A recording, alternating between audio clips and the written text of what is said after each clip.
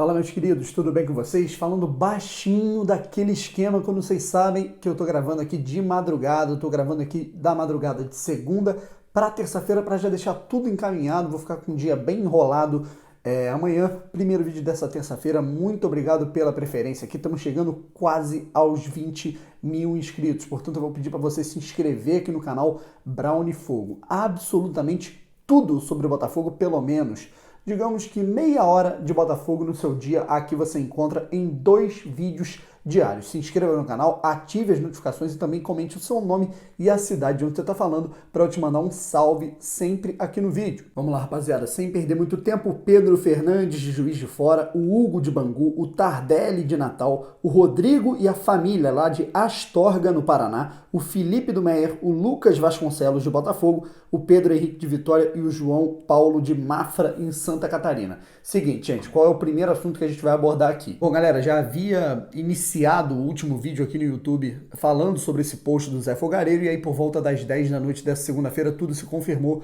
Diego Souza não é mais jogador do Botafogo, não vestirá mais a camisa do clube. Uma rescisão foi um acordo que aconteceu entre os diretores do Botafogo e o representante do Diego Souza, que é o empresário Eduardo Duran. Portanto, o Botafogo ele vai ter que pagar, digamos que uma multa, né?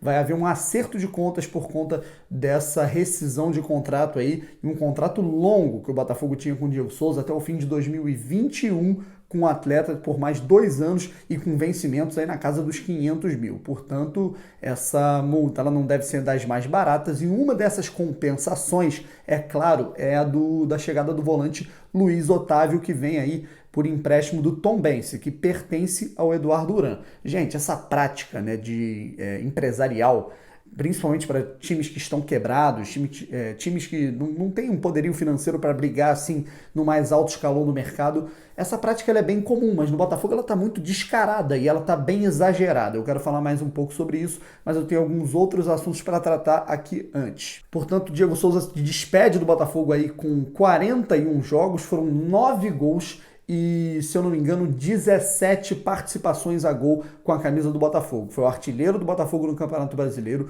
o vice-artilheiro do Botafogo na temporada e o jogador que mais participou de gols no ano, lembrando que ele chegou em abril. Ruim com ele, porque ele poderia ter produzido mais para aquilo que ele ganha, para aquilo que ele joga, mas pior sem ele. Acredito que sem Diego Souza ficaria muito mais complicado neste ano. Portanto, eu acho que a contratação ela deixa uma certa decepção em relação ao rendimento, mas eu vejo como positiva em alguns pontos. Boa sorte ao atleta, e para mim, se você for parar para pensar que esse jogador, o Luiz Otávio, chega para ganhar em torno ali de 20 mil mensais, e o Diego Souza ganhava os vencimentos aí na casa dos 500 mil, o Botafogo pagava mais de 300, foi um golaço aí a saída do Diego Souza em termos financeiros. Segunda ocasião aqui a gente vai falar de Matheus Fernandes. Lembram dele? Volante do Botafogo, no titular do time da Libertadores da Copa do Brasil daquele ano, não vou dizer ano, mas primeiro semestre fantástico de 2017 no time do Jair Ventura. Jogou no Botafogo em 2018 também, até ser vendido há exatamente 1 ano atrás. O Matheus Fernandes foi vendido para o Palmeiras pelo valor de aproximadamente 15 milhões e 200 mil, se eu não me engano, e o Botafogo vendeu aí 75% do jogador para o Palmeiras. Esse mesmo jogador agora está sendo sondado, isso é uma notícia do Globoesporte.com, sondagem do Barcelona, isso mesmo. Isso serve para a rapaziada aí que adorava falar lá no meu Instagram, quando eu falava que o Matheus Fernandes ele era líder em desarmes, ele era líder em passes certos no Botafogo, e a galera falava que ele era um lixo, que ele era sanguessuga, que ele era morto. O Jean é muito melhor, o Valência é muito melhor. A torcida adora um jogador que bate no braço, que dá carrinho no nada, e adora principalmente gringo, né? Mas a prata da casa a torcida não valoriza. Parece que o horroroso pode acabar parando no Barcelona. Eu tô um pouco debochado hoje, né? Mas enfim. Vamos ao que interessa. Daniel, ele não joga mais no Botafogo. O que ele tem a ver com o Botafogo? Por que você tá falando dele? Porque o Botafogo ainda tem um percentual desse jogador. Tanto por ter vendido apenas uma parte para o Palmeiras e por ser o clube formador. Vou repetir aqui, o Botafogo vendeu 75% do jogador, então, em tese, o pessoal fala, mas pode ter de empresário, não sei. Mas, a princípio, o Botafogo ele tem 25% do atleta, mais 2% por ter sido o clube formador. O Matheus Fernandes passou 4 aniversários, 4 temporadas no Botafogo, desde a base até o profissional, de 2015 até 2018, e isso dá ao Botafogo para cada ano 0,5% desse percentual de solidariedade da FIFA como clube formador, no total 2%. Somando isso à quantia que o Botafogo não vendeu, portanto, em uma venda, suposta venda do Matheus Fernandes, o Botafogo teria 27% do valor em tese. A gente falou aí da situação financeira do Botafogo ficar refém de empresários e muito por conta, essa situação ela é um ciclo vicioso. O Botafogo ele não tem dinheiro, fica refém desses caras, não investe na base e aí quando tem, precisa vender a preço de banana para pagar a janta, né? Precisa vender o almoço para pagar a janta e é isso que aconteceu com o Matheus Fernandes. O Botafogo vendeu barato para o Palmeiras, que agora provavelmente, se realmente vender esse jogador pro Barcelona, se tratando de euros, se tratando da maneira que está o mercado em termos de cotação de euro, dólar pro real, o Palmeiras vai fazer muito dinheiro e está arriscado até o Botafogo ganhar mais dinheiro com essa transação, não sendo o intermediário principal, né, sendo apenas o terceiro nessa parada, do que na principal venda, que foi quando o Botafogo cedeu o jogador ao Palmeiras. Agora vamos ao principal assunto opinativo e analítico aqui. Será que o Botafogo está sofrendo de uma Uran dependência? Ou melhor, será que o Botafogo está refém a esse cara? E aí isso gera toda uma discussão bem ampla do que o Botafogo ele realmente faz há tanto tempo. Será que o processo de futebol que o Botafogo vem fazendo há muito tempo é o ideal, é o mais adequado, que é o que o pessoal dentro do Botafogo pensa ser? Nesse momento sai Diego Souza, mas entra Luiz Otávio. Uma pequena compensação em relação ao que o Eduardo Uran perdeu. O Eduardo Uran, inclusive, perdeu um peixe grande dentro do Botafogo, que era o Diego Souza em termos econômicos. Eu não sei como é que funciona esse repasse, né, se existe uma comissão em relação a salário ou em relação a transferência, a termos assinados, não sei como é que funciona esse tipo de coisa, mas o Eduardo Uran, ele perdeu um peixe grande e aí ele foi colocando alguns peixes pequenos dentro do Botafogo. Com a saída do Diego Souza e com a chegada agora do Luiz Otávio, são 6 atletas empresariados por esse cara no Botafogo que estarão na equipe em 2020, pelo menos falando até agora em janeiro. São eles Canu, Juan Renato, Guilherme Santos, Cícero, Bruno Nazário e agora Luiz Otávio. São esses 6 jogadores que o Botafogo tem aí pertencentes a esse empresário que tem sido o maior contato possível da agenda de Montenegro, Renha, Rottenberg e quem estiver aí dentro desse comitê de futebol. Gente, não preciso nem ir muito longe para lembrar o que o Botafogo fez de mínimo para melhorar as suas categorias de base e graças a isso o Botafogo ainda está vivo, né? Se hoje o Botafogo ele tem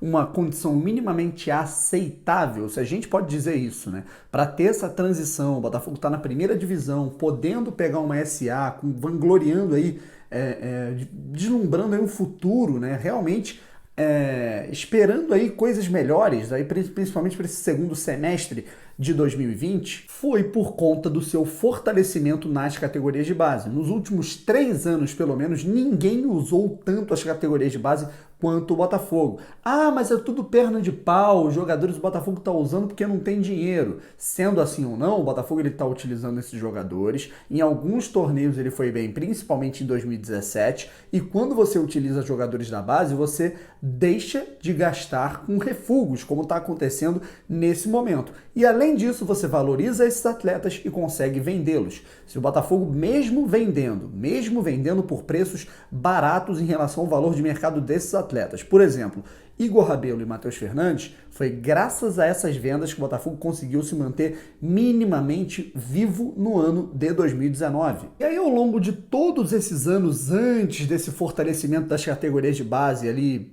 próximo de 2015, 2016, até um pouco antes, né? No finzinho ali da gestão Maurício Assunção, o Botafogo já começou a revelar alguns jogadores, por exemplo, Dória, o Gabriel. O que o Botafogo ele fazia? O Botafogo ele só contratava refugos, o Botafogo enchia, engordava, sucateava a folha salarial, né, o elenco do Botafogo ao longo de todo o fim do século XX e o início do século XXI, na primeira década do século XXI.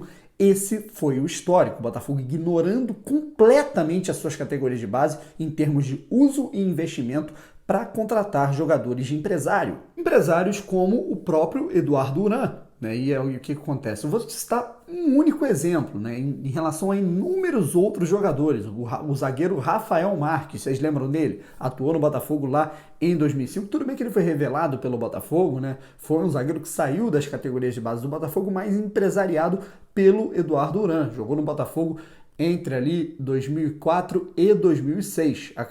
Ele pegou até uma época, um finzinho ali do ano de 2007, né? E o Botafogo ele deve muito dinheiro a esse jogador ainda, né? No Profut, o Botafogo ainda tem uma quantia boa aí para pagar a esse jogador, né? E aí, por conta disso, quando você deve a um jogador, você acaba tendo que compensar o empresário desse jogador. E aí o Botafogo vai ficando refém de alguns casos como esse. Ou seja, vocês estão vendo como é que o ciclo ele é altamente vicioso. Até quando o Botafogo ele deposita um pouco de confiança nas categorias de base, o Botafogo ele não forma jogadores, ou forma e não utiliza. Não utilizando, ele pega jogadores refugos e aí gasta muito com o pouco que tem e aos poucos, né? Isso que eu tô falando. O pessoal ele tá falando que as contratações elas estão sendo baratas, estão sendo bem feitas. Eu até concordo até certo ponto.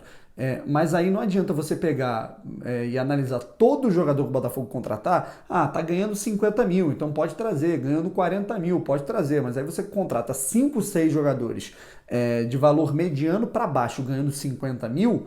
Né? Aí você chega na casa dos 300 e nenhum desses jogadores ele serve. Tudo bem que a gente não pode pensar que todos esses jogadores não sirvam e não briguem para ser titular. Mas é um risco que se corre. Então o Botafogo ele tem que dosar um pouco e não pensar que com todo jogador possível para se trazer é normal pagar 50 mil. Porque aí com pouco acumula um monte de jogador, você está pagando muito. E aí galera, o ciclo ele é altamente vicioso. O Botafogo ele vai contratar jogadores que talvez não pertençam a ele, jogadores emprestados, jogadores que talvez não tenham uma idade adequada para um valor de mercado, não valorizam o seu time, o time por sua vez não é bom, não avança nas competições, não consegue uma boa colocação no campeonato, não consegue patrocínio, não consegue cota de TV, não consegue premiações adequadas porque não consegue passar de fase nas competições mais importantes, não disputa competições mais importantes. Esse ano o Botafogo não disputa a Sul-Americana, vai perdendo dinheiro, não vai conseguindo dinheiro, não vai conseguindo vender jogador. E o que vai ter que fazer? Diminuir a folha. Diminuindo a folha, o que vai fazer? Tem que ficar refém desses empresários. O que vão fazer? Vão colocar esses jogadores que deixam o Botafogo nessa situação. Tá vendo como é que o ciclo é completamente vicioso? Conseguiram entender? Então é muito perigoso o Botafogo nesse momento de transição para um profissionalismo. O momento não é vamos aturar porque está acabando. O momento é de transição. Tudo que for feito nesse momento de proximidade para o profissional, para o SA, para a SPE, tudo vai ser espelhado nesse início de trajetória de profissionalização do futebol que vai ser bancado por esses investidores. Os investidores vão dar uma olhada na folha salarial, vão ver ali, pô cara, a gente vai ter que voltar a pagar uma grana preta aqui para o Cícero, tem multa para ser paga por conta do Diego Souza. Quem são esses jogadores aqui que chegaram? Um zagueiro, um lateral, um volante, por conta da dívida que tem com o Eduardo Duran? Quanto é que é essa dívida com esse empresário? Caraca, é muito dinheiro, né? Então é um grande problema, é uma certa dependência. Eu entendo que é o trabalho do agente, você tentar colocar jogadores dentro dos clubes, mas esse trabalho ele não pode ser parâmetro para você montar um time de futebol, cara. Por mais que o Botafogo ele esteja aí devendo, ele tenha que compensar essa situação. Eu não estou reclamando de você ter que realmente ser refém disso que está acontecendo. Eu estou reclamando justamente do motivo pelo qual o Botafogo hoje está na mão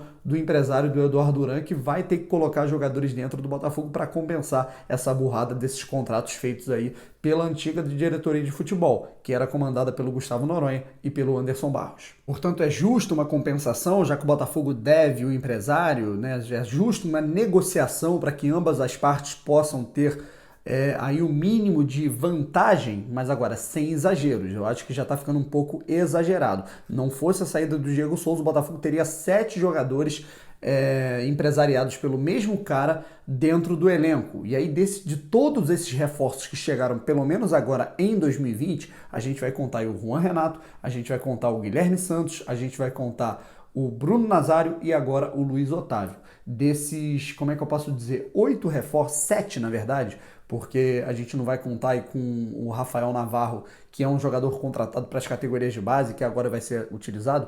Dos 7 reforços, 4, ou seja, mais da metade, é empresariada por Eduardo Uran. Isso é muito perigoso e que o Botafogo fique atento a essa situação.